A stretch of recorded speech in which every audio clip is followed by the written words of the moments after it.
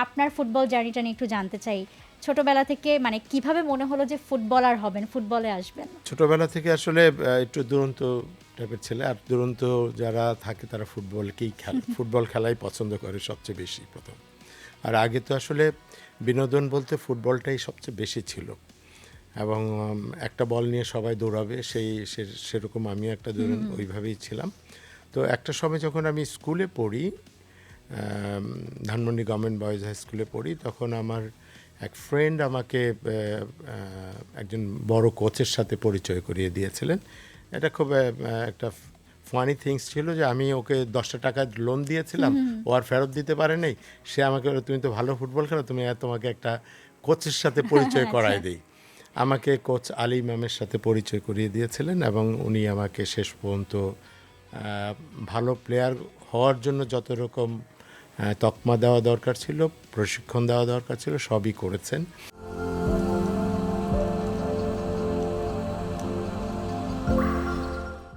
আমি সরাসরি ফার্স্ট ডিভিশনে খেলি। আবাহনীতে খেলার কথা ছিল, বাট আমি ব্রাদার্স ইউনিয়নে শুরু করি প্রথম। এবং ব্রাদার্স ইউনিয়ন থেকে ন্যাশনাল টিম, ওখান থেকে আমি ন্যাশনাল টিমে খেলেছি।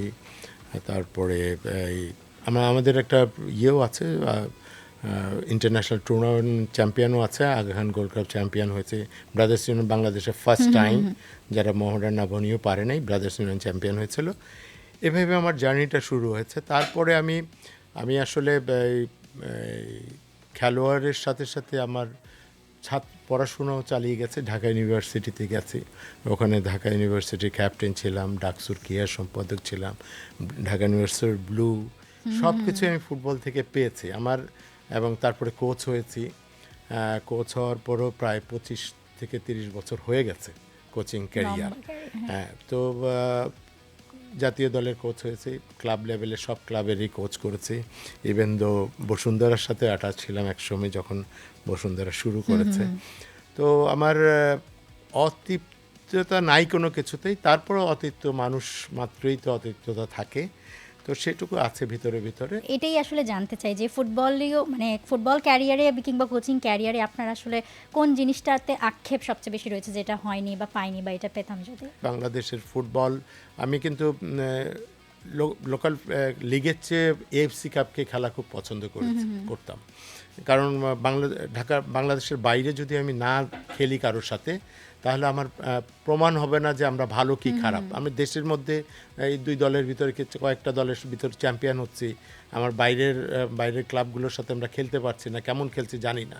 তো এএফসি কাপটা আমার খুব দারুণ মানে ভালোবাসার একটা জায়গা ছিল, খেলার জন্য উদ্বিগ থাকতাম। আমি 4টি এএফসি কাপ খেলেছি কোচ হিসাবে, এশিয়ান ক্লাব চ্যাম্পিয়নশিপ খেলেছি। তো ওগুলাতে প্রমাণ হয় যে আমরা কোন জায়গায় দাঁড়িয়ে আছি। তো ওই দাঁড়িয়ে থাকা থেকে আমি যখন বাইরে যেয়ে খেলছি, যে আমাদের আসলে ক্লাব মানে ফুটবলারদের লিমিটেশনস কতটুকু আছে এটা বোঝা যায়। তখন আমার চিন্তা হচ্ছে যে আমি অর্গানাইজার হয়ে কাজ করতে চাই। দেহিজো ডাকসুতে করেছি, সেটা আমি অর্গানাইজার হিসাবে একটু প্রতিষ্ঠিত হইতে চেষ্টা করেছিলাম। বাট ভেরি আনফর্চুনেট, বাংলাদেশে পলিটিক্স না করলে, পয়সা না থাকলে অর্গানাইজার হওয়া যায় না। এটাই সবচেয়ে বড় জিনিস, মানে ভালো কাজ করার জন্য এগুলো প্রয়োজন হয়। তো এই প্রয়োজনীয়তা আমার ভিতরে সেটা নাই। এই দুর্ভাগ্য আমার, এটি একটা অতৃপ্ততা আছে যে আমি অর্গানাইজার হিসাবে বাংলাদেশকে কোনো কিছু সার্ভ করতে পারলাম না। আমার ভিতরে, আমি ব্রাজিল গিয়েছি, ব্রাজিলে অনেক দিন ছিলাম, তো ওদের অনেক কিছু জেনেছি।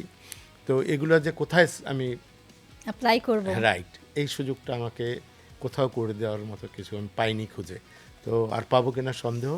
অর্গানাইজাররা যেন শুধু ফেডারেশনে যাক বা ক্লাব কর্মকর্তা হোক তা না, তাদের একটা যেন ভীষণ থাকে, যে ভীষণের মাধ্যমে বাংলাদেশ যেন এক জায়গায় এগিয়ে যায়, এশিয়ার ফুটবলে এগিয়ে যায়, ওয়ার্ল্ড ফুটবলে একটা জায়গায় থাকতে পারে, সেটা প্রত্যাশা করি এবং এটাই আমার আশা। For more updates, subscribe to our YouTube channel and click on the bell icon. Follow us on Facebook and Instagram. Download T-Sports app to enjoy exciting games and highlights. Visit tsports.com.